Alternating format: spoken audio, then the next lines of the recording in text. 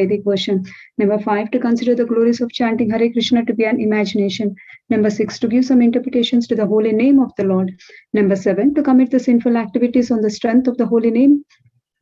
Number 8, to consider the chanting of Hare Krishna as one of the auspicious ritualistic activity which are offered in the Vedas as fruitivity activity, Karma Kanda. Number 9, to instruct the faithless person about the glories of the holy name.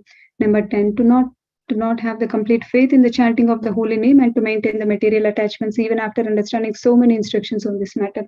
It is also an offense to be inattentive while chanting. Every devotee who claims to be a Vaishnava must guard against these offenses in order to achieve the desired success. Krishna Prema. Once again, I thank each and everyone for joining the Bhakti Sangha Japa conference call. Let us move to our next session, which is Srimad Bhagavatam class. Before that, may I know who all have joined the class this morning? Hare Krishna Mataji, Dandavat Pranam, Srila Prabhupada ki jai, Guru Maharaj ki jai. This is Arvindaksh from Chicago. Hare Krishna. Hare Krishna, Arvindaksh Prabhuji, Dandavat Pranam. Please accept my humble obeisances. Thank you so much, Prabhuji, for joining. Hare Krishna.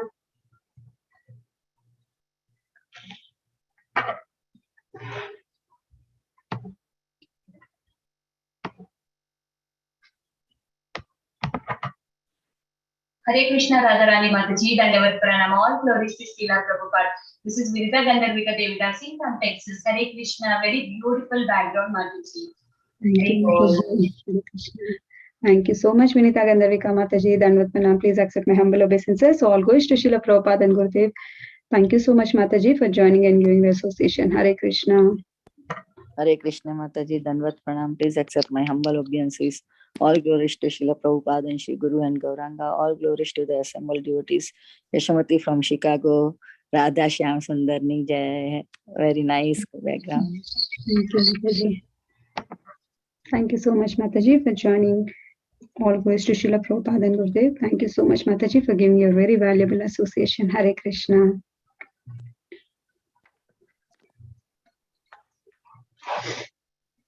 Hare Krishna, Radha Devi Mataji. Then pranam to you and all assembled devotees. Guru Maharaj ki jai, Prabhupada ki jai. This is Shivani from Ashur, Virginia. Thank you. Hare Krishna. Hare Krishna, Shivani Mataji, Dandavat Pranam. Please accept my humble obeisances. All goes to Srila Prabhupada and Gurudev. Thank you so much, Mataji, for joining and giving your very valuable association. Hare Krishna. Hare Krishna, Radharani Mataji. All goes to Srila Prabhupada and Guru Maharaj. My humble obeisances to you and all the devotees. This is Krishna Kumari Devidasi from Raleigh. Hare Krishna, Krishna Kumari Mataji, Dandavat Pranam. Please accept my humble obeisances. All goes to Srila Prabhupada and Gurudev. Thank you so much, Mataji, for joining and giving your very valuable association. Hare Krishna.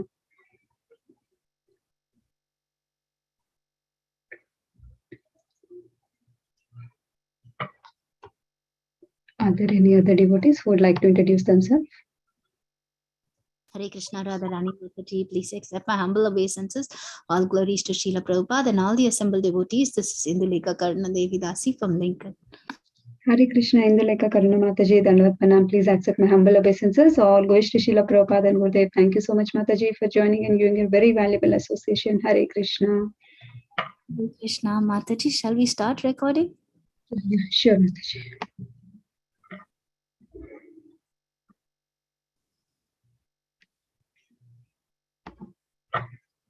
I welcome each and everyone once again for the Bhakti Sangha Japa conference call. Today we are very fortunate to have His Grace Balaram Shakti Prabhuji to enlighten us on the topic Srimad Bhagavatam verse 5.17.1. Before handing the call to Prabhuji, I would like to hand over the call to Raj Prabhuji. Hare Krishna Raj Prabhuji. Dandavat Pranam. Please accept my humble obeisances. All goes to Srila Prabhupada and Gurudev. Please take over the call to give the brief introduction about the speaker today. Thank you, Prabhuji. Hare Krishna. Hare Krishna Mataji Pranam to you and all the assembled devotees. All glories to Srila Prabhupada. This is a brief introduction for Balaram Shakti Prabhu. Balaram Shakti Prabhuji is a brahmachari devotee connected to ISKCON Chapati. He completed his metallurgical engineering from NIT Tiruchirappalli in 2002. Therefore, Prabhuji joined Pennsylvania State University and graduated with a PhD in materials science in 2007. While at Pennsylvania State University, Prabhuji took up to Krishna consciousness as a member of Penn State Vedic Society. While at Penn State, he was mentored by His Grace Yugal Kishore Prabhuji. After he moved back to India, he chose to become a full-time monk at Radha Gopinath Mandir. In May 2010, after his brahmachari training, he moved to Govardhan Eco Village and served full-time till December 2021. He is currently in Chennai assisting his aged parents. He's an extremely erudite scholar of the Vaishnava scriptures, and he travels far and wide teaching these books. He is also currently engaged in teaching many of these books online also. Prabhuji is a disciple of His Holiness Radhanath Swami Maharaj. This is a brief introduction for our Prabhuji. Matri, up to you. Thank you so much, Prabhuji.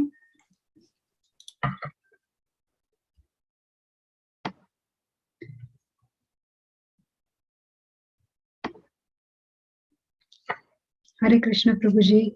Dandavat Pranam. Please accept our humble obeisances. All goes to Srila Prabhupada and Gurudev. Thank you so much, Prabhuji, for giving your very valuable time and association. I would like to hand over the call to you. Hare Krishna. Hare Krishna Mataji, thank you very much. Om Vishnu Padaya Krishna Preshtaya Bhutale Srimate Bhakti Vedanta Swamini Namine. Namaste Saraswati Deve Gauravani Pracharine Vishesha Shunyavad Paschatya Deshatarine. Jai Shri Krishna Chaitanya Prabhu Nityananda Shri Advaita Gadadhara Shiva Sadi Gaura Bhaktava. Hare Krishna Krishna Krishna Hare Hare. Hare Rama Rama Rama Hare Hare. Hare Krishna. So thank you all very much for joining this session, and thank you also for giving me an opportunity to share something on the topic of Srimad Bhagavatam. So today we are starting a new chapter. The chapter is titled The Descent of River Ganga. So we are going to do the first verse today. So we'll read the verse translation and then the purport and see what we can learn from today's verse. Okay. So first verse, it's a prose verse again. So I'll read the verse and then the translation. Shri Shuka Uvacha Tatra Bhagavataha Sakshad Yajnalingasya Vishnor Vikramato Vamapada Angushta Naka Nirbhinna Urdhva Anda Kataha Vivarenantaha Pravishta Ya Bahya Jaladhara Tacharana Pankaja Avanena Pankaja Avanenajana Aruna Kinjalka Uparanjita Akila Jagad Aghamala Apahopa Sparshanamala Sakshad Bhagavat Padi iti Anupalakshita Vacho Abhidiya Amanati Mahata Kalena Yuga Sahasra Upalakshanena Divo Murdani Avatatara Yattad Vishnu Padam Ahuhu. Long verse. I'll read the translation. Shukadeva Goswami said, My dear king, Lord Vishnu, the enjoyer of all sacrifices, appeared as Vamanadev in the sacrificial arena of Bali Maharaj. Then he extended his left foot to the end of the universe and pierced a hole in its covering with the nail of his big toe. Through the hole, the pure water of the causal ocean entered this universe as the Ganges river. Having washed the lotus feet of the Lord, which are covered with reddish powder, the water of the Ganges acquired a very beautiful pink color. Every living being can immediately purify his mind of material contamination by touching the transcendental water of the Ganges. Yet its waters remain ever pure, because the Ganges directly touches the lotus feet of the Lord before descending within the universe. She is known as Vishnupadi. Later she received other names like Jannavi and Bhagirathi. After 1000 millenniums, the water of the Ganges descended on Dhruvaloka, the topmost planet in this universe. Therefore, all learned sages and scholars proclaim Dhruvaloka to be Vishnupad. situated on Lord Vishnu's lotus feet. So this chapter is titled Descent of Mother Ganga. So I should be speaking on this topic then. Let's see how it goes. I had a few topics in mind, but I got really confused and I was just debating which one to speak about, and I just put something together and prepared some khichdi. That's all. Let's see how it goes. So, purport, Srila Prabhupada writes, in this verse, Shukadeva Goswami describes the glories of the Ganges river. The water of the Ganges is called Patita Pavani, the deliverer of all sinful living beings. It is a proven fact that a person who regularly bathes in the Ganges is purified both externally and internally. Externally, his body becomes immune to all kinds of disease, and internally, he gradually develops a devotional attitude towards the Supreme Personality of Godhead. Throughout India, many thousands of people live on the banks of the Ganges, and by regularly bathing in our waters, they are undoubtedly being purified both spiritually and materially. Many sages, including Shankaracharya, have composed prayers in praise of the Ganges, and the land of India itself has become glorious because of such rivers as Ganga, Ganges, Yamuna, Godavari, Kaveri, Krishna, and Narmada flow here. Anyone living on the land adjacent to these rivers is naturally advanced in spiritual consciousness. Srila Madhvacharya says, Varahe Vamapadam tu tadanyeshu tu dakshinam padam kalpeshu bhagavan ujjahara trivikramaha. Standing on his right foot and extending his left foot to the edge of the universe, Lord Vamana became known as Trivikrama, the incarnation who performed 3 heroic deeds. So this is the purport, and this chapter is titled Descent of Mother Ganga, and the first very verse speaks about the glories of Ganga, and Srila Prabhupada also glorifies in his purport about bathing in holy rivers, and especially Ganga in this purport. So today we will see on the theme of glories of living on the banks of holy rivers. Of course, I will few themes here and there we will touch. So Srila Bhaktivinoda Thakur in his Shuddha Bhakata Charana Renu Bhajan, he says, Jedina grihe bhajana deki grihete goloka bhai, charana sidhu dekiya Ganga sukana sima pai. So he says, every day Goloka Vrindavan appears in my home when I see Lord Hari being worshipped there. Jedina grihe bhajana deki grihete goloka bhai, charana sidhu dekiya Ganga sukana sima pai. And my joy knows no bounds when I see the Ganges, a river of nectar emanating from the Lord's lotus feet. Charana Sidhu means nectar emanating from the lotus feet. Dekiya Ganga Sukana Sima Pai. So this is anything that is Tadiyanam Samarchanam, anything that is connected to the Supreme Lord is worshipable. And this is very important. Actually, if we cannot worship something connected to Krishna, then we cannot worship Krishna properly. As Srila Raghunath Das Goswami in the very first verse of Manasiksha, he says, Gurau Goshte Goshtalayishu Sujane Bhusuragane Swamantre Srinamni Vrajana Vayuvad Dvandva Sharane Sada Dambam Hitva Kururatim Apurvam Atitaram Aye Swantar Bhratas Chatubir Abhiyache Dritapada. He says, if you want to establish a relationship with Krishna, he says two things are important. First is to establish a relationship with anything connected to Krishna. Things, people, places connected to Krishna.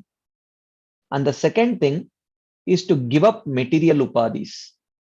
Sada dambam hitva. Dambam means pride. And pride means we are proud of what we identify as and what we identify with, right? Who I am and what belongs to me. That's what we are generally proud of. So he says that Sada dambam hitva. If you want to establish a relationship with Krishna, you should be willing to give up your old relationships. If you are too attached to old relationships, it becomes difficult to establish new relationships, especially if they are incompatible. If they are compatible, you can join them. But if they are incompatible, then you should give one up to take up the other. So he says, Sada dambam hitva. One should be willing to give up one's old upadhis and then establish new upadhis. How to establish new upadhis? He says, Apurvam atitaram kuru. Ratim apurvam atitaram kuru.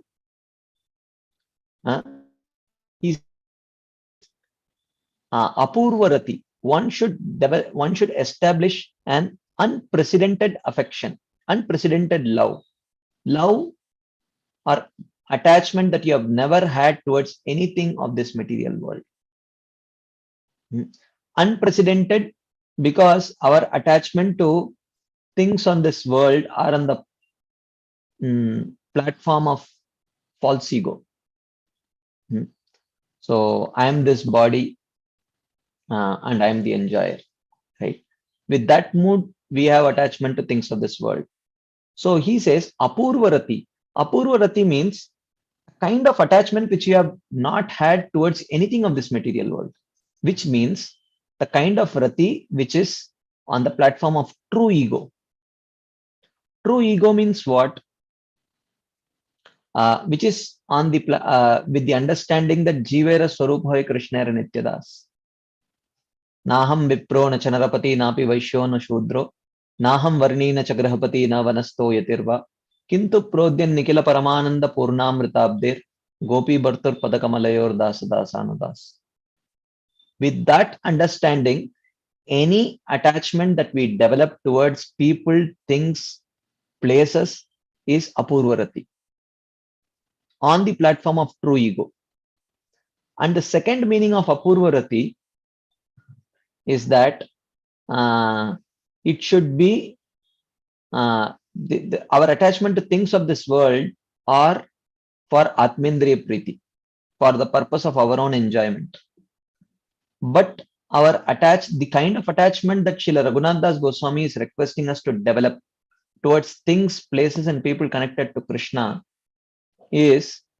should be on the platform of Krishnendriya Priti, with a desire to please Krishna, Krishna's senses, right? So, therefore, he says, so what are those things, places, and people?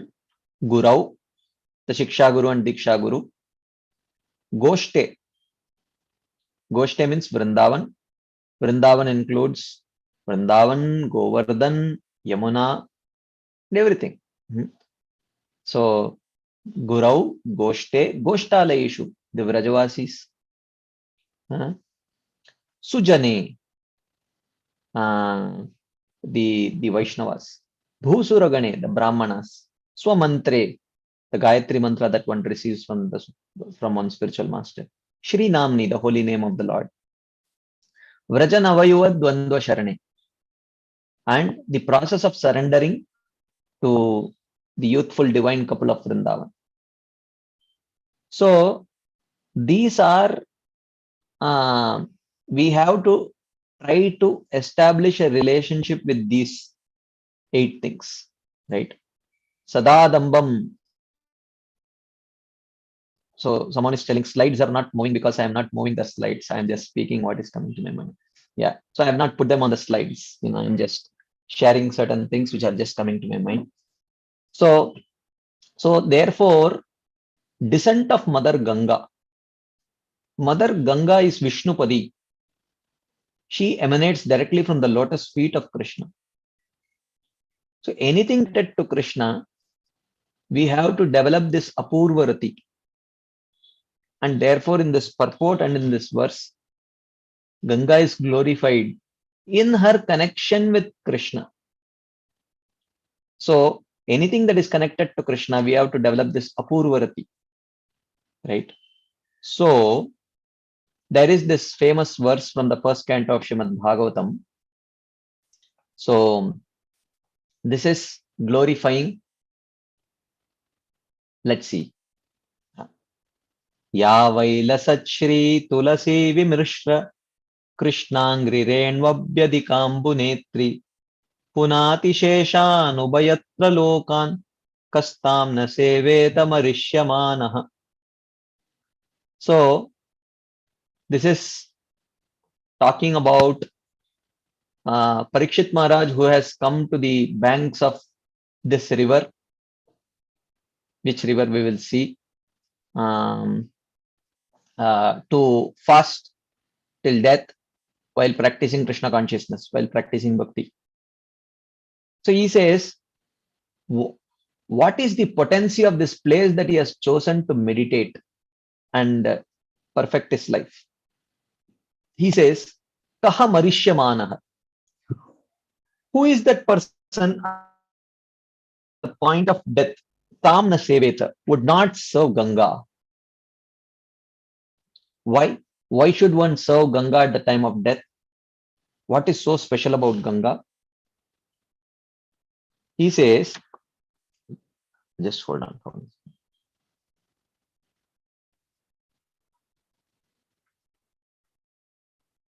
He says that this river Ganga, Ambu Netri.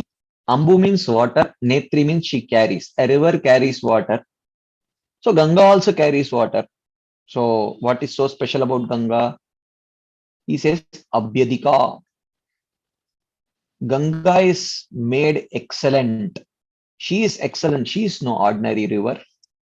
Why is she so excellent? Krishna Angri Renu Ambunetri. Because she is not carrying ordinary water. She is carrying Charanamrita. She is carrying that water which holds the dust from the Supreme Lord's lotus feet. Krishna Angri Renu Abhyadika Ambunetri. Ambunetri she carries. Right? And not only that, Lasat Shri Tulasi Vimishra.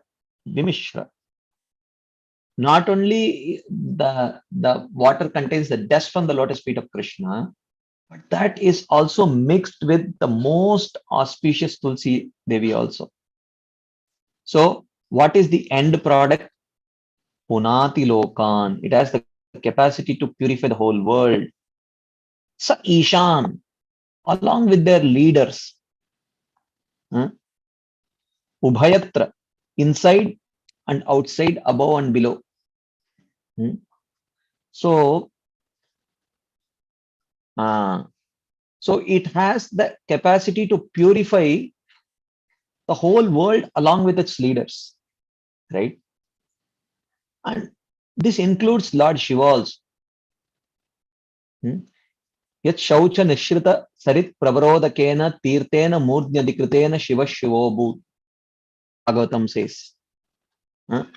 Yat Shaucha Nisrita Sarit Pravarodakena Tirtena Murdnyadikritena Shiva Shivo Abhut.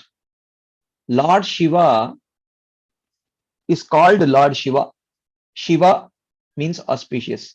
So Lord Shiva is called Shiva because he bestows auspiciousness. Why does he bestow auspiciousness? Tirtena Murdnya Dikritena, because he is holding Mother Ganga on his head. Why is that so? Why is Ganga so auspicious? Because Yat Shaucha Nisrita Sarit Pravara. It is the best river, Sarit Pravara, the best of the rivers, because she carries the foot wash of the Supreme Personality of Godhead, Lord Trivikrama. When he raised his left foot and pierced through the universal layers and put a hole through which she came, washed his feet, then came to this earth. So therefore she is called as Sarit Pravara. And holding that Sarit Pravara, or the best of the rivers, on his head, Lord Shiva has become Shivaha Shivo Abhut. Shiva became auspicious. And because of which he is able to bestow auspiciousness upon this whole world. So Prabhupada, in the purport of this verse, very interesting purport. And he quotes Srila Jiva Goswami to write something. So, Maharaj Parikshit, just after receiving the news of his death, within 7 days, at once retired from family life and shifted himself to the sacred bank of the Yamuna river. What? Here, the verse itself says, Ganga. Not directly, but she is the one who carries the dust from the lotus feet of the Supreme Lord. But Prabhupada says Yamuna river. So, generally it is said that the king took shelter on the bank of the Ganges. But according to Srila Jiva Goswami, the king took shelter on the bank of the Yamuna, because both Yamuna and Ganga flow near Delhi, which was the near Delhi, which was the capital city of Parikshit Maharaj. So here he says, Srila Jiva Goswami's statements appears to be more accurate because of the geographical situation. Because of the geographical situation, this seems more accurate. He says, Maharaj Parikshit resided in his capital Hastinapur, situated near present Delhi, and the river Yamuna flows down past the city. Naturally, the king would take shelter of the river Yamuna because she was flowing past his palace door. Prabhupada said, she was flowing past his palace door. But one may say, fine, geographically what you say is right, but the kind of description glorifying that river, the way the river is glorified, this seems more appropriate to Ganga only, right? How can you glorify Yamuna Devi like this? So he says, and as far as sanctity is concerned, the river Yamuna is more directly connected with Lord Krishna than the Ganges, because it says, it does not say Krishna, this says Krishnangri Renu, it does not say Bhagavatangri Renu. Of course, Krishnangri Renu can be used for Ganga also, there is no problem with that, because Lord Vamana is an expansion of Krishna only. But Krishnangri Renu more directly indicates Mother Yamuna than Mother Ganga. He says, the Lord sanctified the river Yamuna from the beginning of his transcendental pastimes in this world. As soon as he came, he took birth in the prison house of Mathura. The first water that touched Krishna was Yamuna's water, and she directly touched the lotus feet of Krishna when Vasudeva was carrying him over his head. Okay, he says, while his father Vasudeva was crossing the Yamuna with the baby Lord Krishna for a safe at Gokula on the other bank of the river, from Mathura the Lord fell down in the river, and by the dust of his lotus feet the river at once became sanctified. It is especially mentioned herein that Maharaj Parikshit took shelter of that particular river, which is beautifully flowing, carrying the dust feet of Lord Krishna mixed with tulsi leaves. Lord Krishna's lotus feet are always besmeared with the tulsi leaves, and thus as soon as his lotus feet contact the waters of the Ganges and the Yamuna, So Prabhupada says, Ganges and the Yamuna, the rivers become at once sanctified. The Lord, however, contacted the river Yamuna more than Ganges. According to the Varaha Puran, as quoted by Srila Jiva Goswami, there is no difference between the water of the Ganges and the Yamuna, but when the water of Ganges is sanctified 100 times, it is called the Yamuna. Right?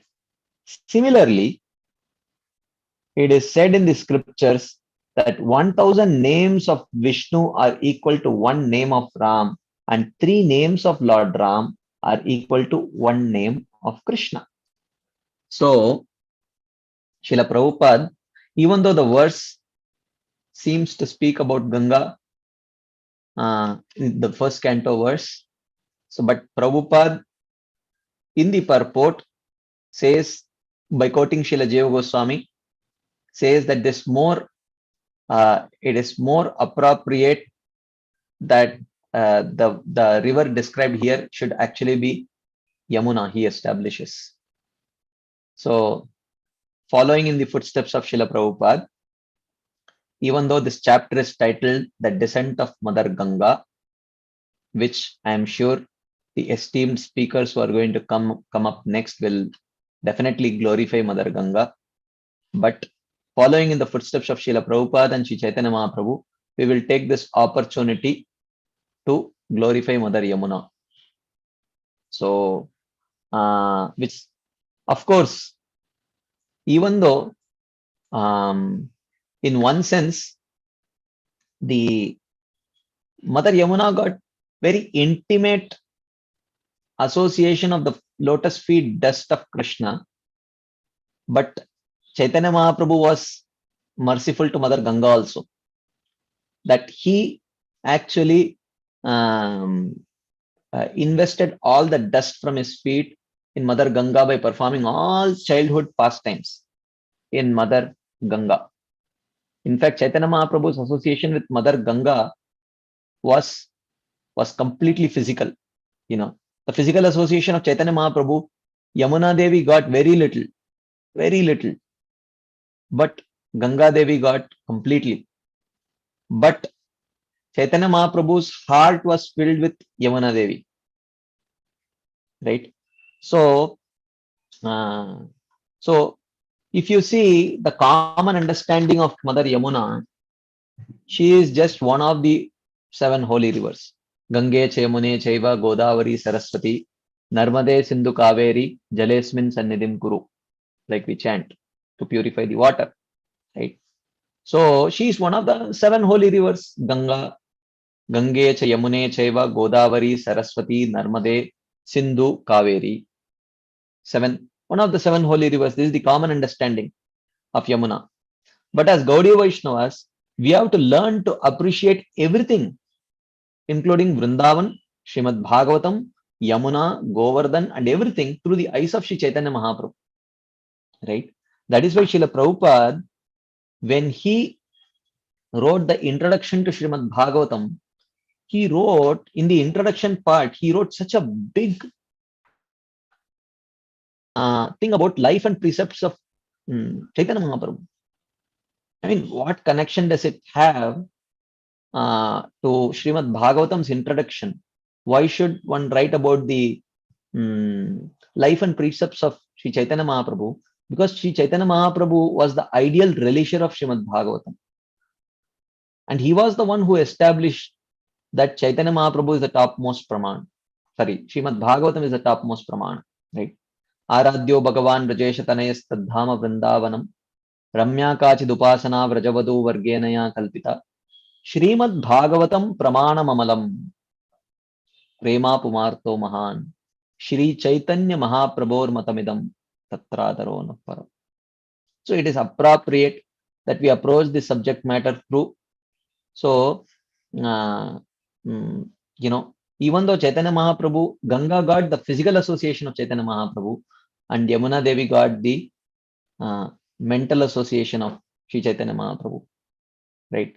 Or rather, Chaitanya Mahaprabhu sought the association of Yamuna while giving his physical association to Ganga more, of course. So learning to see Yamuna Devi through the eyes of Shri Chaitanya Mahaprabhu. Okay, this is a small thing that we will do. I just cut paste few sections of Chaitanya Charitamrita where Chaitanya Mahaprabhu is remembering Yamuna Devi, just so that we can meditate on the mood of Chaitanya Mahaprabhu and the appreciation that he had for Mother Yamuna, right? So first Chaitanya Mahaprabhu and Nityanand Prabhu at Shantipur. So you all know this, right? Shri Chaitanya Mahaprabhu, after taking sannyas and while traveling through the Raddesh. So Raddesh is that part of Bengal where Mother Ganga is not flowing. And he was so eager to go to Vrindavan immediately after his sannyas. And on the way, he meets Nityananda Prabhu. So the conversation goes. Prabhu kahe Shripad tomar kota ke gaman, Shripad kahe tomar sange yaba Vrindavan. So Chaitanya Mahaprabhu asked Nityananda Prabhu, Shripad tomar kota ke gaman, where are you going? Oh, Nityananda Prabhu. Nityananda Prabhu said, Tomar sange yaba Vrindavan, that I am going with you towards Vrindavan. Like that. Prabhu he kata dure ache Vrindavan, teho kahen karaye Yamuna darshan. So when Lord asked Nityananda Prabhu, kata dure ache Vrindavan, how long is Vrindavan from here? Teho kahen karaye Yamuna darshan. Oh, just see, don't you see Yamuna flowing here? We have almost reached Vrindavan, like that. Actually, it was Shantipur and it was Mother Ganga who was flowing, right? So he says, Etabali anila tare Ganga sannidhane, aveshe prabhura haila Ganga re Yamuna jnane. Etabali anila tare Ganga sannidhane. Saying this, Nityananda Prabhu took Chaitanya Mahaprabhu Ganga sannidhane, near the Ganga. Aveshe prabhu haila Ganga re Yamuna jnane. So accepting that Ganga or thinking that Ganga to be Yamuna, in his ecstasy, the Lord became very ecstatic, right? Aho bhagya Yamunare pailun darashan eta bali Yamunara karenastavan. The Lord said, Aho bhagya, how fortunate, how fortunate. Yamunare pailun darshan. Now I have seen the river Yamuna, right? So eta bali Yamunara karenastavan, and thinking and meditating on Yamuna, Chaitanya Mahaprabhu began to offer prayers to Yamuna, right? So this is the famous verse that he offers, Madhya Leela. Chidananda bhano sadananda sono paraprema patri drava brahma gatri aghanam lavitri jagatshema datri bhavitri kriyano vapur mitra putri. So this is the verse that he chants while, as soon as he remembers Yamuna. Of course, this is not offered while he was in Yamuna. He was on the banks of Ganga and he is offering this prayer. So he says, Chidananda Bhano. Oh river Yamuna, you are the blissful spiritual water. Chidananda. Spiritual bliss. Chid, spiritual Ananda bliss. And Sada Paraprema Patri. Patri means to bestow. Sada means always. She always bestows Paraprema, the supreme love. To whom? Nanda Sunoho, to the son of Nanda Maharaj. Chidananda Bano Sadananda Suno Paraprema Patri. Nanda Sunoho Paraprema Patri. She bestows the supreme love for Nanda Sunu Krishna. Drava Brahma Gatri. Drava Brahma means Brahma is spiritual, Drava is liquid. You are liquid, you are spiritual liquid. Drava Brahma Gatri. You are the spiritual liquid from the same water from the spiritual world. Aghanam Lavitri. Aghanam means all the sins. Lavitri means destroys. She destroys all the sinful reactions. Right? Jagat Kshema Datri. And you bestow all auspiciousness in this world. Mitra Putri. Mitra here refers to Surya Dev. Mitra Putri, you are the daughter of Surya Dev. Pavitri Kriyan Naha Vapuhu. Please purify our body also. Naha Vapuhu, our bodies. Pavitri Kriyan. Please purify our body also. Like that, immediately he started offering prayers to Mother Yamuna while standing on the banks of Mother Ganga. Right?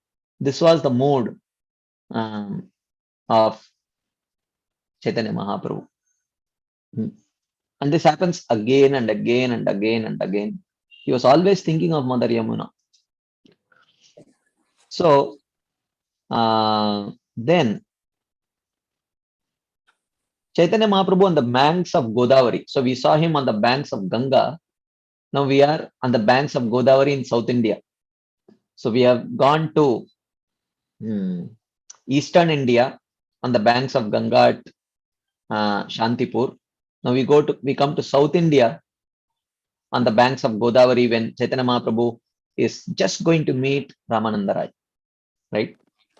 This is also in Madhya Leela 8th chapter. Purvavata Vaishnava Kari Sarva Loka Gane Godavari Tire Prabhu Aila Kata Dine.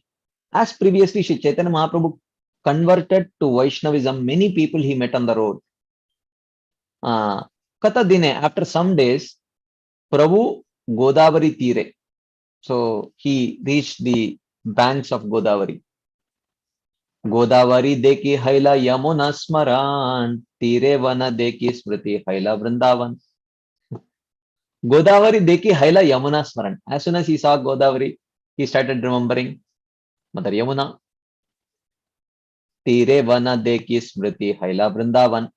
And when he saw the forest surrounding Godavari, he remembered Vrindavan. Right? So this is Chaitanya Mahaprabhu in South India. In East India, he was in Shantipur, he was seeing Ganga, he remembered Yamuna. And in South India, seeing Godavari, he remembered Yamuna. Right? And again going back to East India in Jagannath Puri. Right? So Chaitanya Mahaprabhu is in Jagannath Puri, and in Jagannath Puri is famous not for any river, it is famous for the ocean. Right? So seeing the ocean, as usual, he remembers Yamuna again.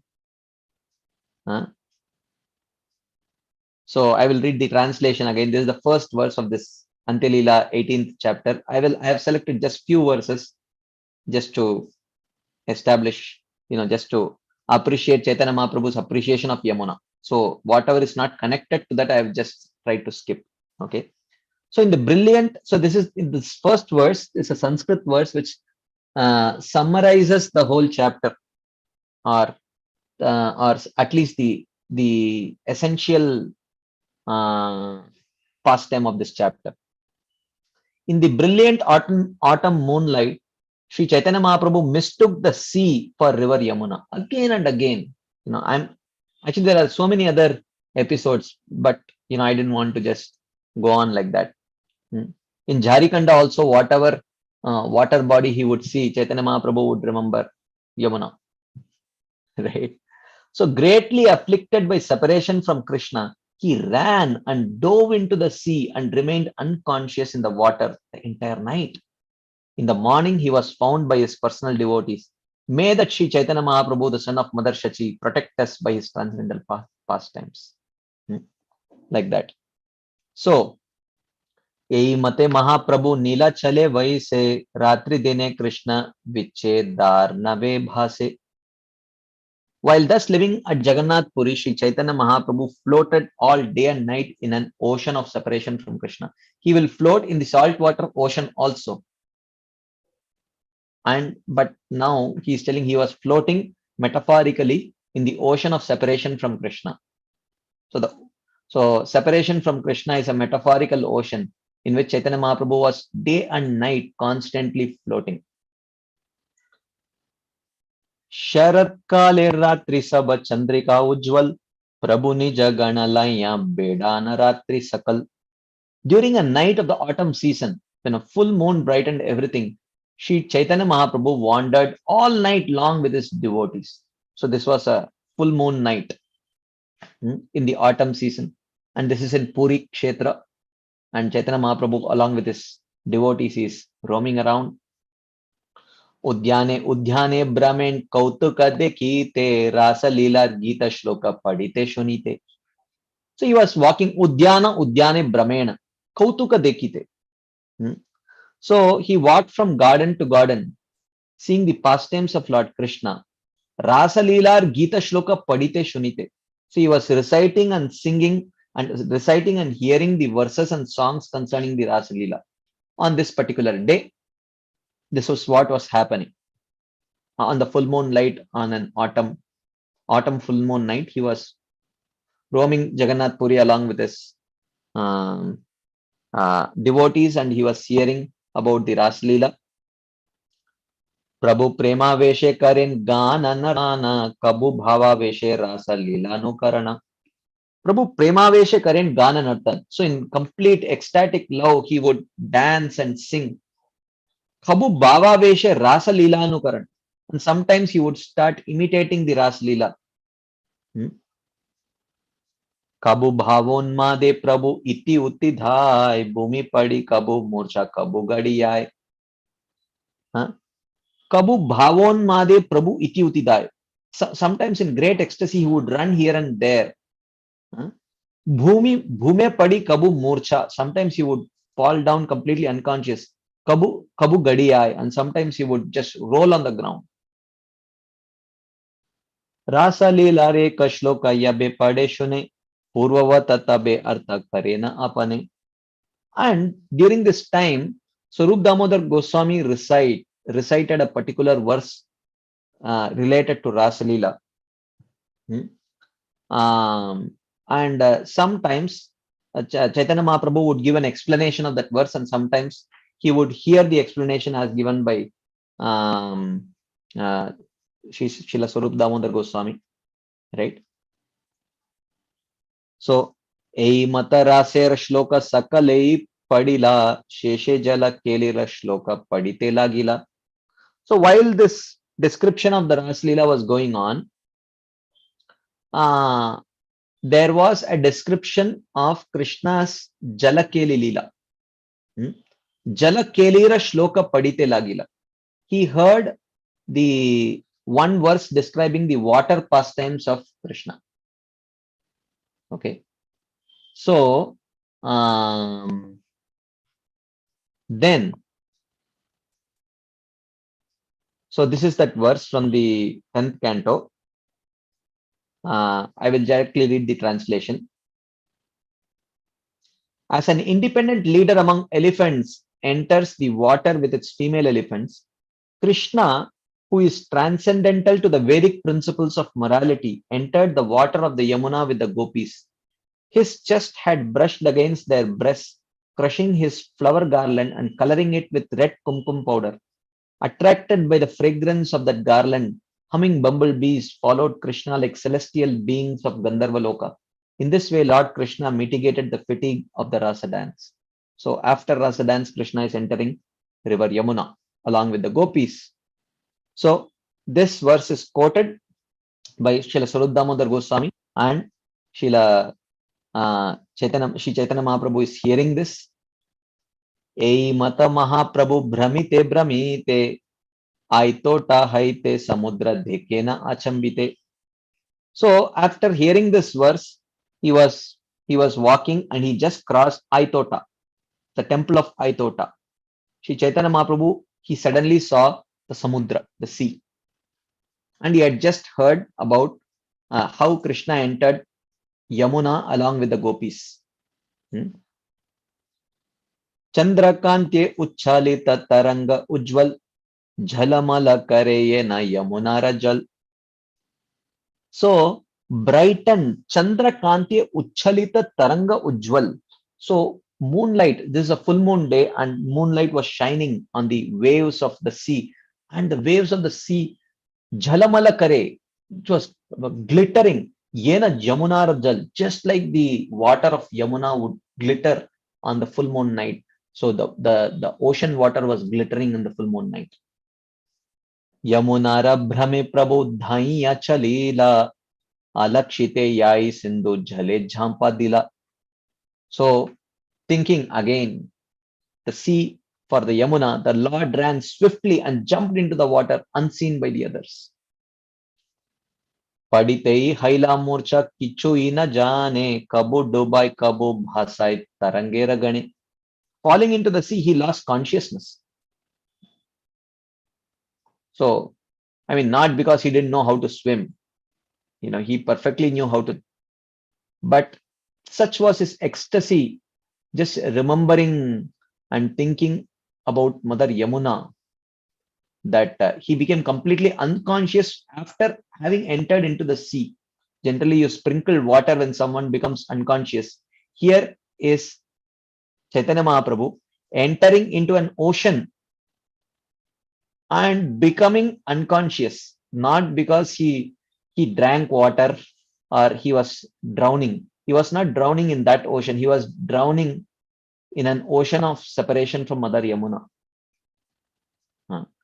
So, Kabu Dubai, Kabu Bhasai Tarangera Gane. Sometimes he sank beneath the waves and sometimes he floated above them. Tarange Wahi Afire Yena Shushka Kashta Kebuji Te Pare Chaitanyera Nata. So the waves carried him here and there like a piece of dry wood. Kebuji Te Pare Chaitanyera Nata. Who can understand this dramatic performance of Shri Chaitanya Mahaprabhu? So होनार के रद्दी के प्रभु तरंगे लाय कबू डुबाया रखे कबू भासाया लाय. Keeping the Lord sometimes submerged and sometimes afloat, the waves carried him towards the Konark temple. Yamunate jala keli gopagana sange Krishna Karen Mahaprabhu Magna sei range. Shri Chaitanya Mahaprabhu fully immersed in the pastimes Lord Krishna performed with the gopis in the waters of Yamuna. So all the while meditating on Krishna's pastimes with the gopis in the waters of Yamuna, Chaitanya Mahaprabhu was just getting drifted in that water. Okay, so this was, and later you all know the story. The fisherman catches and he touches Chaitanya Mahaprabhu's body and he gets Krishna Prem and he thinks that he has been haunted by a ghost. And Swarup Damodar Goswami clarifies and all that story. So, but the point is, as soon as he would see any water body, it would remind him of Yamuna, right?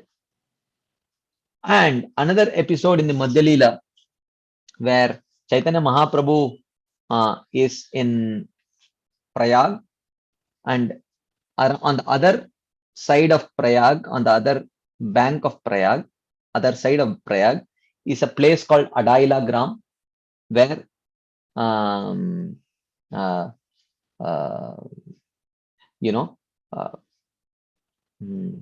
Vallabhacharya is staying there. So Vallabhacharya, Chaitanya Mahaprabhu is going to meet Vallabhacharya. Vallabhacharya has come, he has seen Chaitanya Mahaprabhu, is very impressed, and he has seen Rupa Goswami and Anupam, and he is very impressed, and he wants to host Chaitanya Mahaprabhu. So he arranges for a boat to take them to the other side. That is the episode. Okay, this is from Prayag to Adaila Gram. सगणे प्रभु रे but नौका ते चढ़ाइया भिक्षा दी ते निजगरे चलीला लाइया. Vallabha Bhattacharya then put Shri Chaitanya Mahaprabhu and his associates aboard a boat and took them to his own place to offer them lunch. Yamunara jala dekhi chikkana shamala prema veshe Mahaprabhu haila vihvala. So So, Prayag is Triveni Sangam, Ganga, Yamuna, Saraswati, everything comes. But the particular place where Adaila Gram was there, from Prayag, they had to cross the Yamuna. And you can imagine, this is Chaitanya Mahaprabhu sitting in that boat. What will happen? Yamunara Jaladeki Chikkana Shamala, seeing the shining black waters of Yamuna, Premaveshe Mahaprabhu Haila Vihvala. Chaitanya Mahaprabhu became completely vihwal, bewildered with ecstatic love. Hunkara kari yamunara jale dila jhampa, Prabhu deki sabara mane khaila bhaya kampa. So Hunkara kari jamunara jale dila jhampa. As soon as Chaitanya Mahaprabhu saw the waters of Yamuna, he jumped into the river. Prabhu deki sabara mane haila bhaya kampa. And as soon as they saw Chaitanya Mahaprabhu in this mood, everyone's heart started to tremble in fear. Aste vyeste sabedari prabhure uthaila, naukara opara prabhu nachite lagila. Aste vyaste sabedari prabhura uthaila. Somehow or other, they just pulled Chaitanya Mahaprabhu and pulled him out of the water and put him on the boat. Naukara upare Prabhu nachite lagila. And Chaitanya Mahaprabhu started dancing in ecstasy when he jumped on the boat. Mahaprabhur bare nauka kare talamala, डुबीते लागिला नौका झलके भर जल. Mahaprabhur bhare nauka kare talamala. So immediately it started shaking because Chaitanya Mahaprabhu was dancing. Dubite lagila nauka jhalake bhar jala. And it was getting filled with water, and because water was coming into the boat, and it started sinking. यद्यपि बट्टेरा आगे प्रभुर धैर्य हैला मन, दुर्वारा उद्भट प्रेम नाहे संवरण. So यद्यपि बट्टेरा आगे प्रभुर धैर्य हैला मन, but suddenly when he would come to an external consciousness for a second, he understood that this Bhatta, Vallabha Bhatta was not of the same Sajatiya, like-minded, and he may not understand. So he tried to restrain himself. But still, even though he tried to restrain himself, he could not. Deshapatra deki Mahaprabhu dhairya haila, adailara ghate nauka asi uttarila. So seeing the time, place, and circumstances, Chaitanya Mahaprabhu, he restrained himself, and then he got down because Adaila Gram had already come. Like that. Anyway, so there are so many such episodes of Chaitanya Mahaprabhu actually, having the kind of attachment to, whatever he would see, it would remind him of Yamuna. And Yamuna has that capacity for people with that right kind of mood and attitude towards Vrindavan. Yamuna is capable of inspiring that bliss, as it Srila Rupa Goswami quotes this in Bhakti-rasam Sindhu, and it is quoted by Srila Krishnadas Kaviraj Goswami in Chaitanya Charitamrita also. Kadaham Yamuna tire namani tava kirtayam, udbashpah pundarikaksha rachayishyami tandavam. So this is one of the devotees of Krishna praying, O Pundarikaksha, O lotus-eyed Krishna, Kadaham, when would that day be mine? When I, Yamuna tire, on the bank of Yamuna, Namani tava kirtayan, while chanting your holy names, Udbashpaha, with tears flowing in my eyes, flowing from my eyes, Rachayishyami tandavam, when I would dance in great ecstasy. When would that day be mine? When would that day be mine? When day be mine when I can be on the bank of Yamuna, chanting your names and dancing in ecstasy, like that. Okay. So,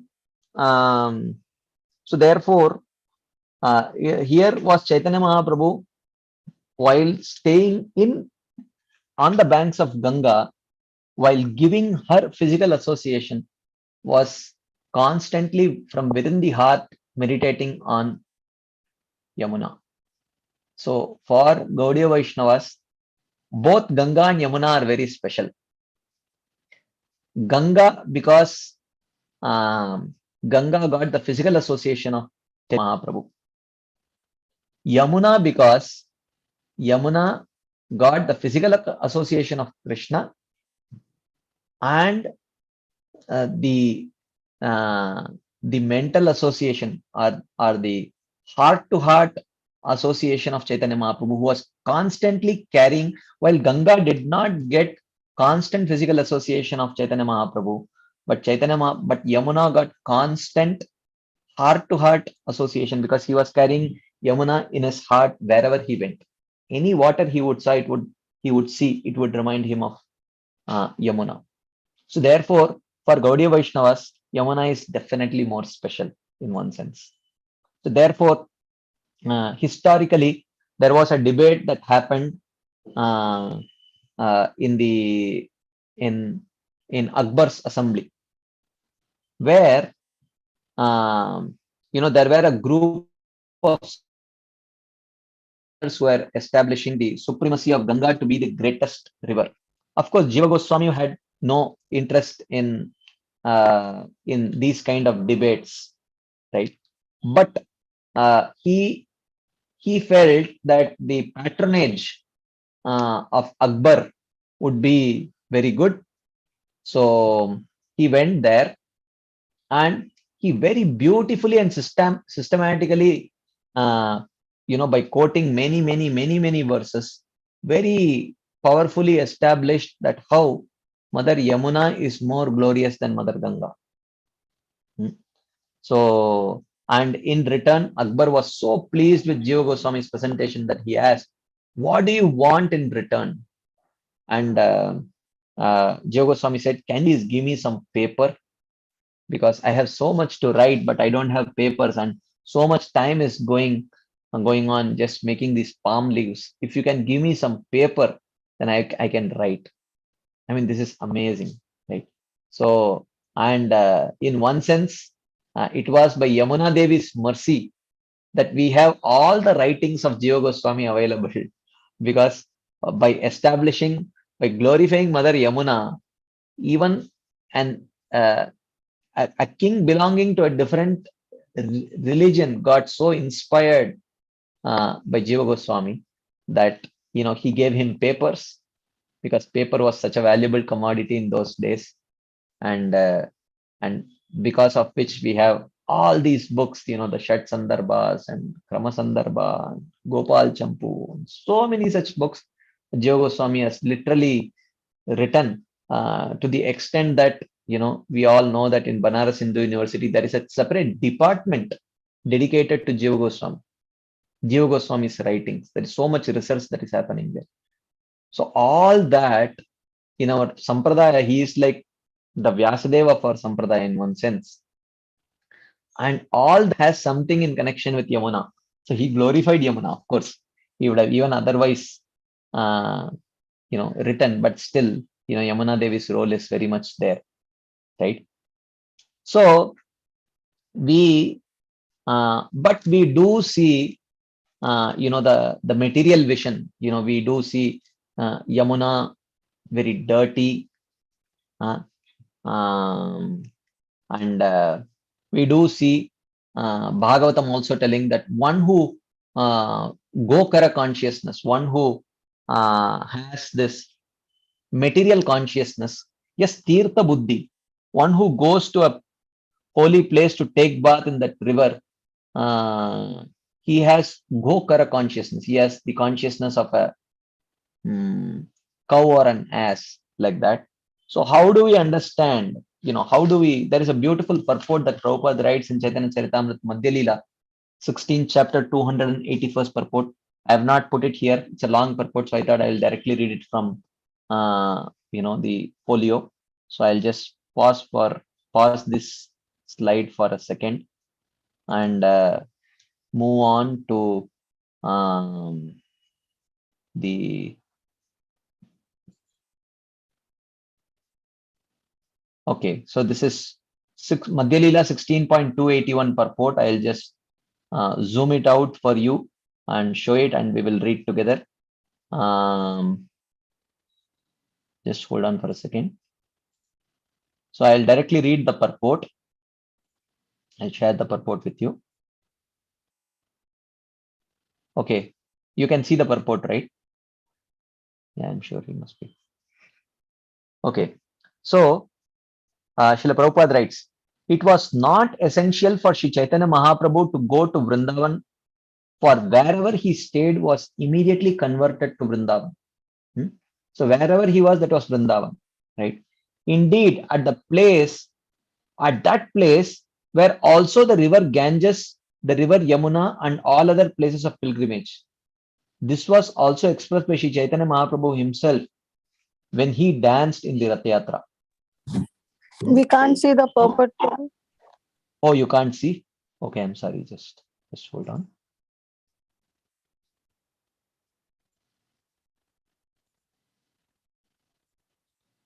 Okay, now can you see? Yes. Yes. Yes, Prabhu. Okay. So he says, yeah. At that time, he said that his mind was Vrindavan, Moraman Vrindavan. Because his mind was Vrindavan, all the pastimes of Radha and Krishna were taking place within himself. So here, Prabhupada is writing, okay, if wherever Chaitanya Mahaprabhu stays, it is Vrindavan. As Prabhupada also said, wherever my temples are, they are non-different from Vrindavan, Prabhupada said. So if that being the case, then why was Chaitanya Mahaprabhu really trying to go to Vrindavan? Wherever he is, that is Vrindavan only, right?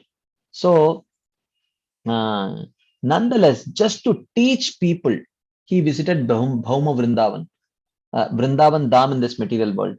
In this way, the Lord instructed everyone to visit Vrindavan Dham, which is a very holy place, because he wanted to teach that. So he says, materialists consider Vrindavan Dham an unclean city, or you can say materialists considered Yamuna a complete, you can say like a dirty river in which all kinds of garbage is dumped in today's day and age. Because there are many monkeys and dogs there. Of course, when Prabhupada was there, monkeys and dogs were the distraction in Vrindavan. Nowadays, there is all kinds of distraction. Okay. And along the bank of Yamuna, there is refuse. So in those days when Prabhupada was there, along the banks of Yamuna, there were refuse.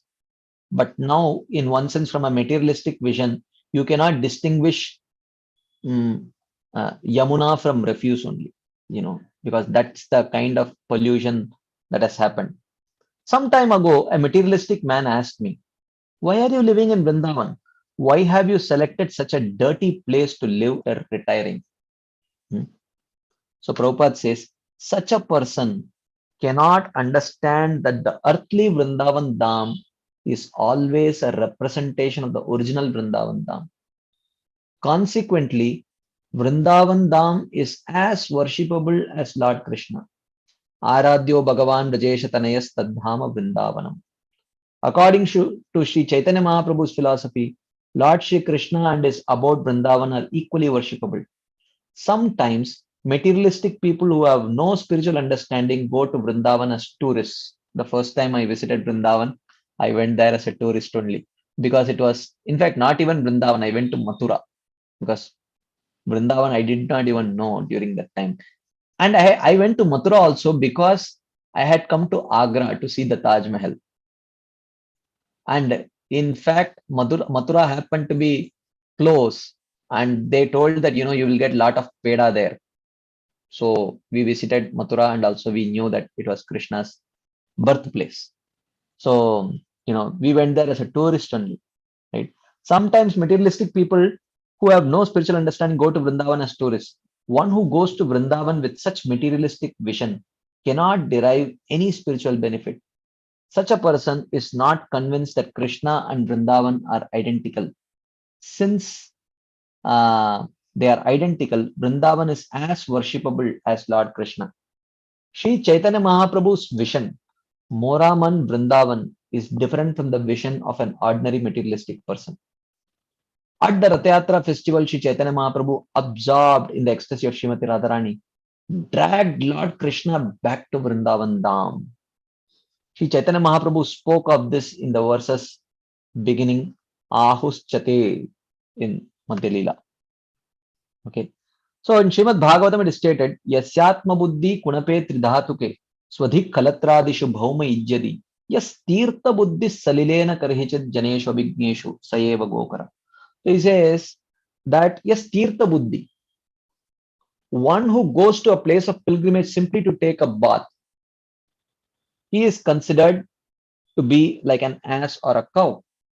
But taking bath in Yamuna is not like that. Even if one may go with that kind of an attitude, Yamuna purifies that person, right? So he says, Sri Chaitanya Mahaprabhu personally renovated Vrindavan and Dham and advised his chief disciples Rupa and Sanatan to develop it and open it to attract the spiritual vision of the general populace. So that general populace can understand, what is this Vrindavan? And then Prabhupada writes further. I don't want to read the whole thing. So you can always read, but this is very nice purport that, but how on one side is the materialists who see it with material vision. Another side of material vision is the vision of the Prakrita Sahajiyas who stay there with all kind of nonsense understanding, right? So I will not go through this. You can please read it, but it's a very nice purport that Srila Prabhupada writes. So even though one may see many in this context that we are discussing, Mother Yamuna, looking so not so pleasant to our material eyes, but still, you know, but still in one sense, we have to see with the spiritual eyes that the Yamuna is not the same. So next I will read. So this chapter talks about the descent of Mother Ganga. So I will just very quickly touch on this theme of descent of Mother Yamuna, right, from Garga Samhita. I will just read the translation quickly, so because we don't have time, and I'm sure devotees won't mind if I don't give much time for question and answers, because today is not a very philosophical class. Generally I have a lot of philosophy when I speak, so there are generally some questions, but today is just glorification of Mother Yamuna, so I'm sure devotees may not have much questions. So I'll take this opportunity to share about the descent of Mother Yamuna, which is very interesting. I'll quickly read. There are few stories. One story is from Garga Samhita, another story from Brahma Vaivarta Puran. We will see both very briefly. So, here, this is in the second canto, third chapter of Garga Samhita. This is called as Kalindi Agamana Varnana, description of Yamuna's arrival. Okay. So, Sri Sananda said, ordered by Lord Krishna in Goloka, in the Goloka at the top, Yamuna, the best of the rivers, circumambulated the Lord and was about to go to the earth. So she decided to come to the earth, right? Then the Viraja river and the spiritual Ganga river both entered the Yamuna. So when Yamuna decided to go, Ganga also joined Yamuna and Viraja also joined Yamuna. Okay. O King Nanda, for this reason, the people know that the Yamuna is the greatest of rivers and the first queen of Lord Krishna. Okay. While Ganga got the touch of the lotus feet of Krishna, which Yamuna also got, but Yamuna also became one of the principal queens of Krishna. And she also had a gopi farm in Vrindavan also. So then with great force, breaking through the current of Viraja, the Yamuna left the gate of the transcendental forest grove. So she left from the transcendental Goloka Vrindavan. Okay. Then touching countless universes, she came to the spiritual Ganga. With great force, the great Yamuna river broke through the Ganga's water. She pierced through the Ganga's water. Okay. Then the Yamuna came to an opening Lord Vamana's left toe had made in the top of the universe. So the same toe through which Mother Ganga comes, the same through that same toe, Yamuna also comes, right? So then, with Sri Ganga entering that opening, the Yamuna, the best of the rivers, then came to the unconquerable Lord's abode of Vaikunta in the planet of Maharaj Dhruva. So then she came to the Dhruva planet, which is also considered to be a kind of Vaikunta. Then Yamuna came to Brahmaloka. Then falling from Brahma's planet, she went to the hundreds of planets of the demigods. She went from one planet to another. Then with great force, she fell on Mount Sumeru, flowing from its peaks. She broke the stones on its slope. So you will read Ganga's descent also in Bhagavatam. We are reading Yamuna's descent from Garga Samhita today, right? Then in order to go south from Mount Sumeru, Sri Yamuna left Sri Ganga's path. So till then, Ganga and Yamuna were flowing together, but then there they were going to split. Then the Ganga went to Mount Himavat, and the great river Yamuna went to Mount Kalinda. So therefore she is called as Kalindi. So in this material world, she seems to come from the Kalinda mountain, so she is called as Kalindi, right? Because she is thus Mount Kalinda's daughter, she is named Kalindi. Flowing from Mount Kalinda's peaks and breaking the hard rocks on its slopes, the sacred Kalindi swiftly flowed on the earth, purifying the countries she passed. Then she entered the Khandava forest. Okay. Then, wishing to attain Lord Krishna, the original Supreme Personality of Godhead, as her husband, the Kalindi assumed a splendid spiritual form and performed great austerities. So here you see, actually, there is another story of how she performed austerities here. So if you see, why does the eternal associate of Supreme Lord, why does she have to perform austerities to attain the Supreme Lord?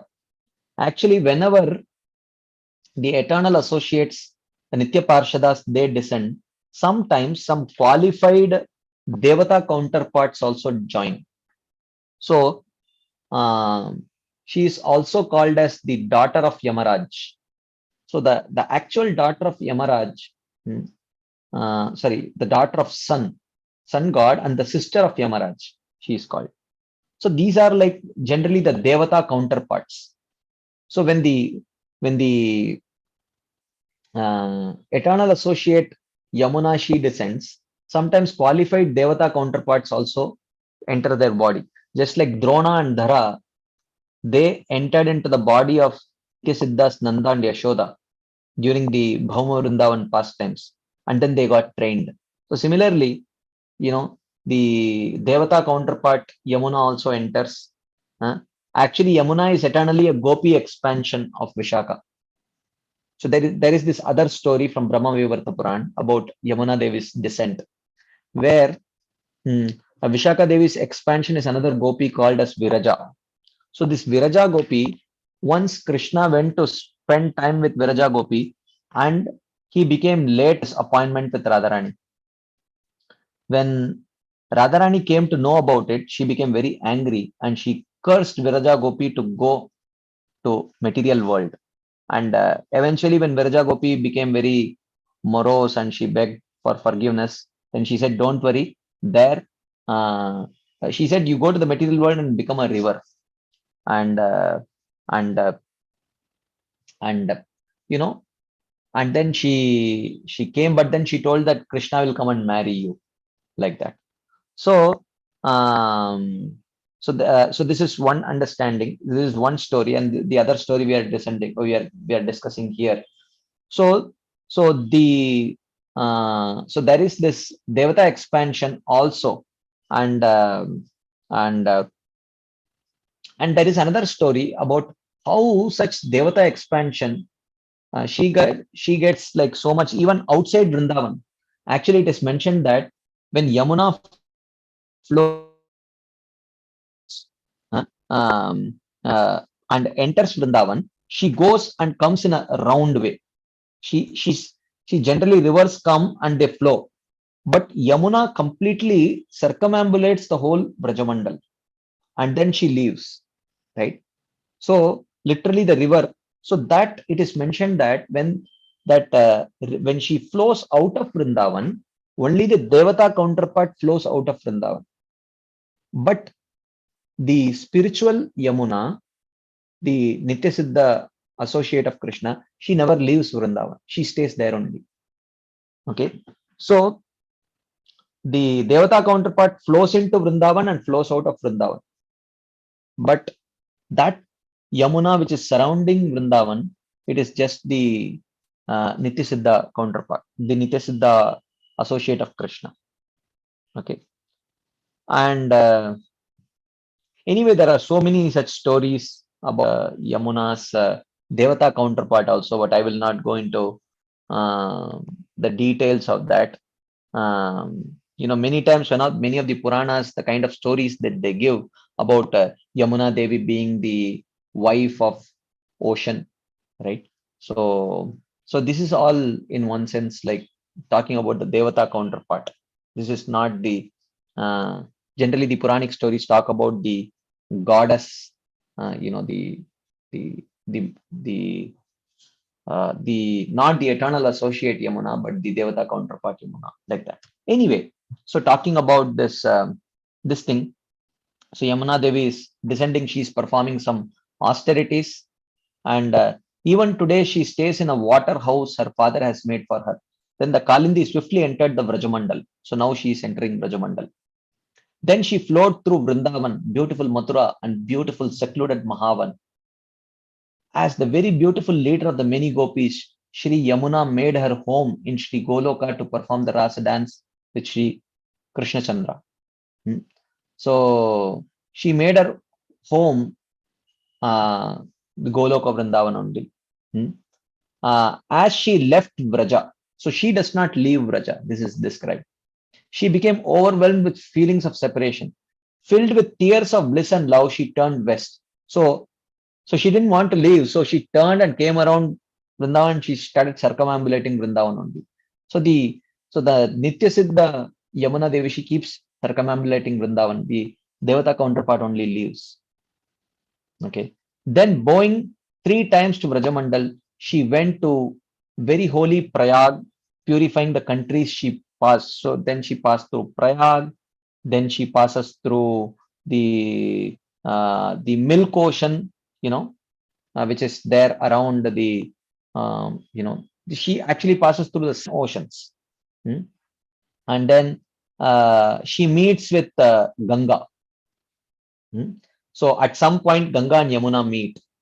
And at that point of time, Yamuna Devi is now, while one part of her eternal consort is staying here, but she also goes back to Goloka Vrindavan in another expansion, right? So she meets Ganga, and she spoke to Ganga with emotion. So Yamuna Devi said, "Oh Ganga, you are so fortunate. You purify all the universes. You are born from Lord Krishna's lotus feet. That's why you are called as Vishnupadi. And everyone bows down before you alone. So now I am going back to Lord Hari's abode. So can you also come with me? So you belong there, you should come, and there is no one as glorious as you," like that she says. Then in response, Ganga Devi said, he said that it is true. I contain all the holy places, but I bow down before you. And what I'm going to speak may embarrass you, but please forgive me, for these are not inappropriate words, she says. Right? He says, "Oh dark Yamuna, you are actually the fortunate one. You purify all the universes. You are born from Lord Krishna's left shoulder, and your form is full of transcendental bliss. You are most perfect and complete. You are worshipped by all. You are dear to Sri Krishna, the Supreme Personality of Godhead. Oh dark Yamuna, I bow down to you. You are the first queen of Lord Krishna. The holy places and demigods find it difficult to attain you. Even in Goloka, it is difficult to attain you. by Lord Krishna's order, I must go to Patal Loka now. I am unhappy to leave you, but I cannot go with you. So she said, Krishna has ordered me to go to Patal Loka, so I have to go to Patal Loka. So I cannot join you, so you please go back. And then, so then she says, actually, I will become a leader of many gopis in the Rasa dance circle in Sri Vraja. She says that. So I think Ganga Devi is also one of the manjaris called as Vara Prema Manjari. So she says that please forgive me for my inappropriate words. Then she went to Patal Loka, and how passing through the 7 oceans in Bhumandala, about which you must have heard from Pavaneshwar Prabhu. She again, how she traces back to go to Goloka Vrindavan. The description is there, small description. I will just leave it there, right? So she goes back. So this is about the descent and ascent of Yamuna Devi, as described from Garga Samhita, right? So so descent of Mother Yamuna from Garga Samhita we saw, and the descent of Mother Yamuna from Brahma Vaivarta Purana also we saw. Radharani cursing the Viraja Gopi, who is an expansion of Vishaka Devi. And then we also discussed about the eternal associates and their Devata counterparts. So finally, we will end today's discussion in our glorification of Yamuna by reading Shri Rupa Goswami's glorification of Yamuna Devi in the form of Shri Yamunashtakam. Okay. So, of course, we don't have time, and it has 9 verses which are all very beautiful. So we will just have the time to see the basic meaning of the shlokas. So, Bhraturanta kasya pattane abhipatti harini prekshayati papi nopi papa sindhu tarini neera madhuribi rapya sesha chitta bandini mam punatu sarvadara vinda bandhu nandini. So the last line will keep repeating. Mam punatu sarvada. Please always purify me. Who? Aravinda Bandhu Nandini. Aravinda is lotus. Aravinda Bandhu is the friend of lotus. His son, Suryadev. Nandini, the daughter of Suryadev. Mam punatu sarvada Aravinda Bandhu Nandini. So that is the refrain which, in every paragraph we see the last line, right? So who is this Yamuna Devi? Bhratur Antakasya Pattane Abhipatti Harini. So Bhratu, the brother of Mother Yamuna, is Yamaraj. Yama Yami. In Mathura there is a Yama Yami temple. So Bhratur Antakasya Pattane.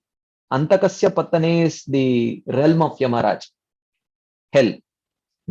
Abhipatti Harini. Those who touch her will be saved from the Yamaraj's abode, her own brother's abode. Why? There is a story about it. Of course, this is, you can say, one part of the story. You can say like,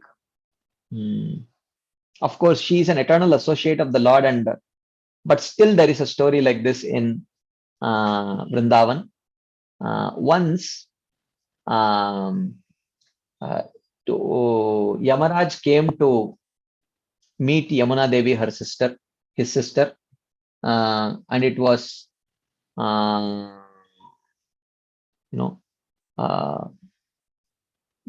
Bhaubij, and or her, it was her Yamadvitiya. It was Yamadvitiya, and she served him very nicely.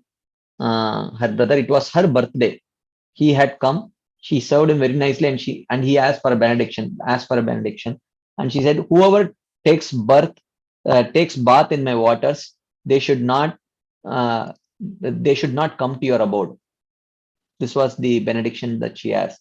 He said, Tatastu, may you have it. Like that. Right? So that is the first line. Bhratur antakasya pattane abhipatti harini. Prekshayati papinopi papa sindhu tarini. Prekshaya, if one takes darshan of Yamuna, ati papinopi, he may be the most heinous sinner. Papa sindhu tarini. It destroys, an ocean of sins from that person. Neera madhuribir api ashesha chitta bandini. So he says that Neera Madhuribir means attractive. Her waters are so attractive that ashesha chitta bandini. It attracts, it captivates everyone's heart. She's so beautiful. Her waters are so beautiful and charming that it can attract anyone's heart. Like that. Mam punatu sarvada aravinda bandhu nandini. Oh, the dear daughter of sun god, Yamuna Devi, please purify me. Always purify me. Like that. Then, Harivari Daraya Bimanditoru Kandava Pundarika Mandalodya Dandajali Tandava Snana Kama Pamarogra Papa Sampadandini Mampunatu Sarvadara Vinda Bandhu Nandini. So he says, Mampunatu Sarvada Aravinda Bandhu Nandini. May that Yamuna Devi, the daughter of Surya Dev, always purify me. Abhimandita. Yamuna Devi adorns Uru Khandava. Indra's massive Khandava forest. Hari Vari Dharaya, with her enchanting current. She adorns, so she flows through the Khandava forest. Pundarika Mandalodyat Andajali Tandava. And Yamuna has all these beautiful white lotuses which are blooming in Yamuna, and sitting on top of that, many beautiful birds dance. Tandava, they dance on top of those lotuses. This is a beautiful description of the beauty of Mother Yamuna. Snana Kama Pamara Ugra Papat Sampad Andini. Sitting in the United States. Snana Kama Pamara. If you are just hankering to take bath in the waters of Yamuna, she relieves that person of the greatest of sins.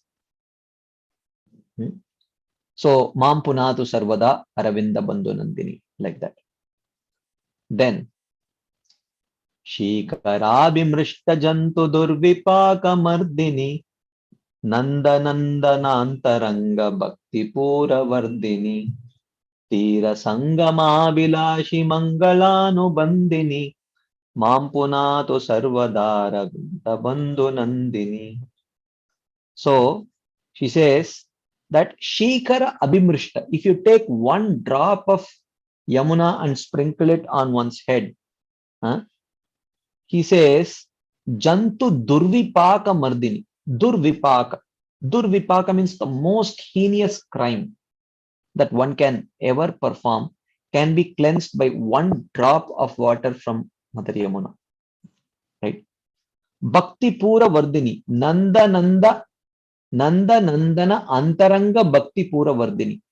And she has the capacity to Vardini, to enhance the Bhakti Pura, the flow of devotion towards Nandanandan, towards Sri Krishna. Antaranga, within one's heart. Tira Sangam Abhilashi Mangalanu Bandini. And Tira Sama Abhilashi. Tira is banks, Sangama is in the association, Abhilashi. One who desires to stay in the banks of Yamuna, Mangalanu Bandini, she bestows him. Abhilashi, he says. She does not say whoever stays in the banks of Yamuna. He says Tira Sangama Abhilashi, one who desires to stay in the bank of Yamuna, she bestows all good benedictions upon that person. Mam Punatu Sarvada Aravinda Bandhu Nandini. Right? So, Dvipa Chakravala Jushta Sapta Sindhu Bedini Shri Mukunda Nirmitoru Divya Keli Vedini Kanti Kandali Virindra Neela Vrinda Nindini Mampunatu Sarvadara Vinda Bandhu Nandini. So Dvipa Chakra Vala Jushta Sapta Sindhu Bedini. We saw during Yamuna's backward ascent towards Goloka Vrindavan. She pierces through the 7 oceans and 7 islands of Bhumandala, and then she goes. And Shri Mukunda Nirmitoru Divya Keli Vedini. So if we take shelter of Mother Yamuna, she can reveal to us the Divya Keli, Uru Divya Keli, the divine pastimes Shri Mukunda Nirmita, which Lord Mukunda had performed. Kanti Kandalibir Indra Neela Vrinda Nindini. Kanti Kandalibir, with her dark shimmering beauty, Nindini, she defeats Indra Neela Vrinda, the beauty of a collection of blue sapphires. Her, how you put together as many most beautiful blue sapphires as possible. Her shimmering beauty defeats the beauty of all those blue sapphires. Okay. Maturena Mandalena Charuna Bimandita Premanadda Vaishnavadva Vardhanaya Pandita Urmidor Vilasa Padmanabha Pada Bandini Mampunatu Sarvadara Vinda Bandhu Nandini. So he says, Maturena Mandalena Charuna Bimandita, ornamented by the supremely enchanting land of Mathura Mandal. So Mathura Mandal includes Vrindavan also, the whole 84 kroshas. Premanadda Vaishnavadva Vardhanaya Pandita. Pandita means very skillfully, she inspires the path of spontaneous devotion in the hearts of loving Vaishnavas who take bath in her. So, Urmidor Vilasa Padmanabha Pada Vandini. Her Urmi, her waves, whenever she comes up, it looks like she's extending her 2 hands and Padmanabha Pada Vandini, and she is worshipping the lotus feet of Lord Padmanabha Krishna. Mampunatu Sarvadara Vinda Bandhu Nandini. Right? Ramya Tira Rambamana Gokadamba Bhushita Divya Gandha Bhakkadamba Pushparaji Rushita Nanda Sonu Bhakta Sangha Sangamabhi Nandini Mampunatu Sarvadara Vinda Bandhu Nandini. Ramya Tira, her banks are so attractive. Why? Bhushita, because it is beautified by Rambamana Gokadamba. Kadamba here refers to, Kadamba comes twice. In the first meaning, the Kadamba refers to group. Gokadamba means group of cows. Rambamana means they are moving. They are shouting, right? So the banks of Yamuna are beautified by a groups of moving cows. Then Kadamba Pushparaji Rushita also. Divya Gandha Bhakkamba Pushparaji Rushita. So then it is also beautified by a row of Kadamba trees, which are yielding divinely fragrant Kadamba flowers. Nandasonu Bhakta Sangha Sangamabhi Nandini. Nandasonu Bhakta Sangha. Nandasonu is Krishna, Bhakta Sangha is devotees, Sangama in their association, Abhinandini. She greatly rejoices whenever devotees comes to her banks or jumps inside her waters and give her their association and takes her association. She takes great pleasure in that. Mam Punatu Sarvada Aravinda Bandhu Nandini. O son, O daughter of sun god Suryadev, please always purify me. Fulla Paksha Mallikaksha Hamsa Laksha Kujita Bhakti Vidda Deva Siddha Kinnarali Pujita Tira ganda vaha ganda janma bandha randini. Mampunatu sarvadara vinda bandhu nandini. So, Fulla Paksha Mallikaksha Hamsa Laksha Pujita. Fulla Paksha means with those who have completely spread their wings in great joy. Mallikaksha Hamsa. Mallikaksha Hamsa are a special type of swans. Laksha, and there are lakhs of them. Pujita, they are singing sweet sounds. So, so these kind of beautiful, very special birds are there in Yamuna. Bhakti Vidya Deva Siddha Kinnarali Pujita. And she is always worshipped by devotees, Siddhas, Kinnaras, Gandharvas, all are glorifying Yamuna Devi. Tira Ganda Vaha Ganda Janma Bandha Randini. You don't have to even go to Yamuna. If you even come in touch with the wind that is carrying the breeze which has touched the waters of Yamuna, Janma Bandha Randini, we will not have to take birth again. If even the breeze carrying the breeze which has touched the waters of Yamuna, and if it touches you, then still such a person will not have birth again. Chidvilasavari pura bhurbhuvaswarapini kirtitapi durmadharu papamarmatapini Ballavendra Nandanangar Raga Bhanga Gandini Mampunato Sarvadara Vindabandhu Nandini. Chit Vilasa Varipura. Her water is full of splendid spiritual water. Bhur Bhuvaswarapin, and she has crossed through Bhuloka, Bhuvarloka, Swargaloka, and everything. Kirtitapi Durmadoru Papa Marmatapini. And if you sing her glories, the most heinous of sins and offenses towards everyone, she destroys. Offensive attitude, she destroys. Ballavendra Nandana Angaraga Banga Gandini. And she is so fragrant because she has washed away the scented oils which are adorning the body of Krishna. Mampunatu Sarvadara Vinda Bandhu Nandini. And then finally, the 9th verse actually is the Falashruti.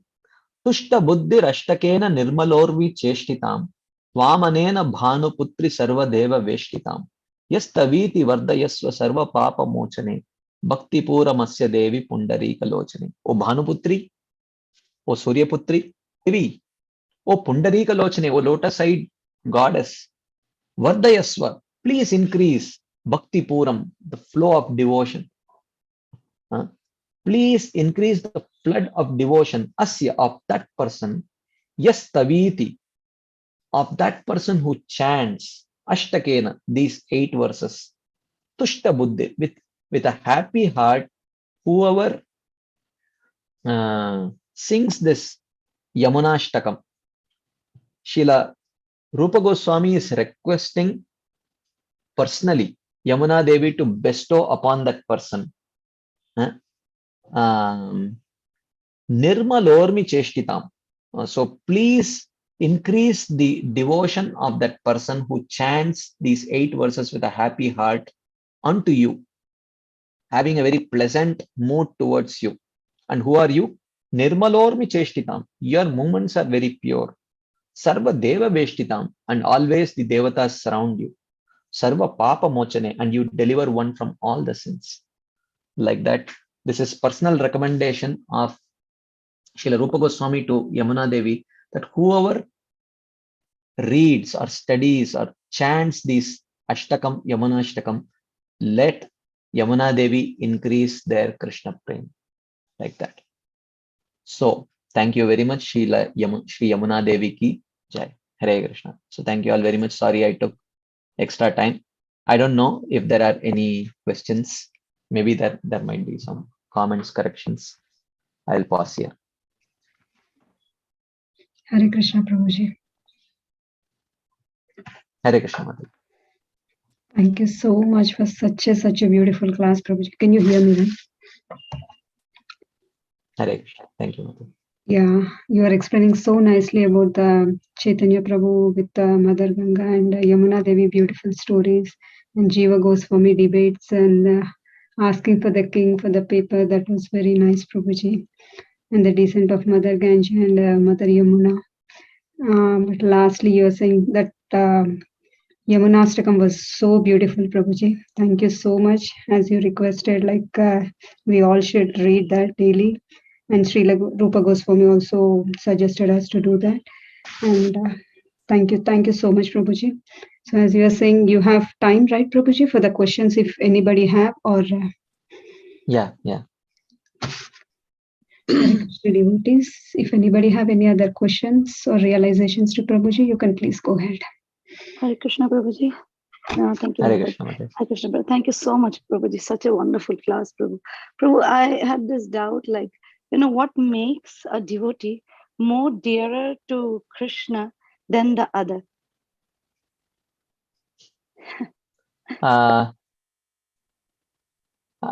Yeah, so many things. Basically, his surrender to Krishna and his appreciation of everything connected to Krishna. As Prabhupada said, love me, love my dog. So you show your love to me by how you love my dog. So, by loving everything that is connected to Krishna, we are showing that, yes, I really value your association, like that. So especially Vaishnavas. Yeah, so the reason I asked, because both are rivers, both are glorious, Yamuna Devi, Mother Yamuna and Ganga, and still for us, glorious, Yamuna is more. And the thing I was wondering, is it like, this is my concoction, so please correct me, Prabhu, is it like when when it comes to Ganga, and when we read Shiv Chalisa, if you read, it feels as if Ganga has everything to do with Shivji. And then, but when it comes to Yamuna, we know Yamuna only because her connection with Lord Krishna and nobody else. But when it comes to Ganga, she has a history with so many other people. So is it because of that? Can that be one of the reasons, Prabhu, that Yamuna is more dearer to the devotees, and of course because she is more dearer to Krishna? Well, for us it is very dear because we follow Chaitanya Mahaprabhu. Yes, Prabhu. Yeah. Okay. Thank you, Prabhu. Hare Krishna. Hare Krishna, Prabhu. Hare Krishna. Prabhu, we started the class by saying that Parikshit Maharaj sat outside his palace and by the side of Yamuna. Then why is Ganga referred? Because there is always different multiple acharyas give multiple opinions. The common opinion is Ganga, but it's also understood that Jiva Goswami says no, it is Yamuna. So, but geographically, Prabhu? Yeah, even geographically, even Ganga also flows close to Delhi. So it's not inappropriate to say Ganga also. So while Srila Vishwanath Chakravarti says Ganga only, Jiva Goswami says Yamuna. So both. Prabhupada says in the purport both Ganga and Yamuna, he says. So like that. Thank you, Prabhu. Hare Krishna. Hare Krishna. Hare Krishna. Hare Krishna, Prabhuji. Hare Krishna. I think you muted, or Please by mistake I muted you. Okay. Yeah. Okay. Anyone? Okay, someone can go ahead, Matu. Hare Krishna, Prabhuji, Dandavat Pranam. Thank you for such a beautiful class. So while you were explaining how Yamuna Devi descended, it seemed very close to how Ganga also descends. So, so Prabhuji, my question is, you were talking about how all the different devatas that are eligible can also join to become could also join to become Kalindi Devi, right? So do we understand that we can have multiple souls in one body? Is that what? Yeah, quite possible. Okay. Yes. Yeah. Only if they are, because one is from the spiritual world, so they all go back and separate out. Yeah. Okay. Thank you so much, Babaji. I was also wondering, like when we during the bathing time, we say Ganga, Ganga, Ganga. So is it possible to switch it around also? Can we say just Yamuna, Yamuna, or does it matter, or is it? Because I mean, if you are taking bath in Yamuna, then you can say Yamuna. If you are taking bath in Ganga, you can say Ganga. I don't know. I mean, you can think of Chaitanya Mahaprabhu in whatever water he took bath, he remembered Yamuna Devi. Yes. So Very we can follow beautiful them. pastimes of Lord Chaitanya Mahaprabhu. Prabhuji. Thank you so much for sharing. Hare Krishna. Does anyone? Yeah. Anybody have any other questions? Hare Krishna Prabhuji, Danvat Pranam. This is Valli. Danvat Mataji. Yeah, very nice explanation, Prabhuji, about both the rivers and how they are associated and what we feel, whereby our mind goes, the energy flows. That's what they say. So when we are attached to those places and those rivers, we remember our earthly land like Mathrubhumi when you say all those things, Prabhuji. I just shared one more link where we read this Yamunashtakam. That's also very, very beautiful by Adi Shankaracharya. We used to chant this Yamunashtakam also. So it starts with Murari Kaya Kalimala Lama Vari Dharini, because she got that blackness only because of the touch of Sri Krishna. Because the Neela color of Krishna, it came to the Yamuna river. That's what the sloka starts with. And Dhuno Tume Manomalam, every Ashtakam, right? 8 stanzas. Everything ends with Dhuno Tume Manomalam Kalindanandini Sada. All the lines in the 4th one, it ends with that one. Same meaning. Yeah, the same meaning. Yeah. Mampunatu Sarvada Ravinda Bandhu Nandini. Yes, Prabhuji. I just remembered that Ashtakam while you are chanting this one. So I just shared the link if anyone wants to recite. That's also so very beautiful. Hare Krishna. Thank you. Thank you for your services.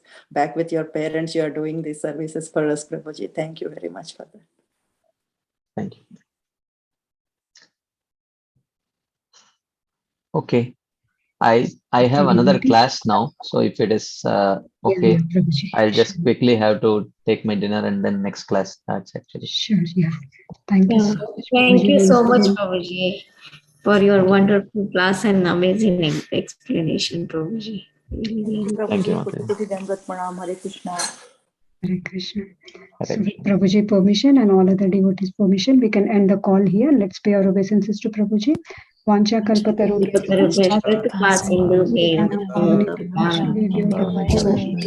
Srimad Bhagavatam ki jai, Balaram Shakti Prabhuji ki jai. Thank you so much, Prabhuji. Thank you, Prabhuji. Thank you, Prabhuji. Thank you, Prabhuji. Dandavat Pranam. Hare Krishna. Hare Krishna Prabhu, Dandavat Pranam. Prabhuji, Dandavat Pranam. Hare Krishna. Thank you all, dear devotees. We'll end the call here. Thank you so much, Prabhuji, for the beautiful class. Thank you, Prabhuji. Hare Krishna.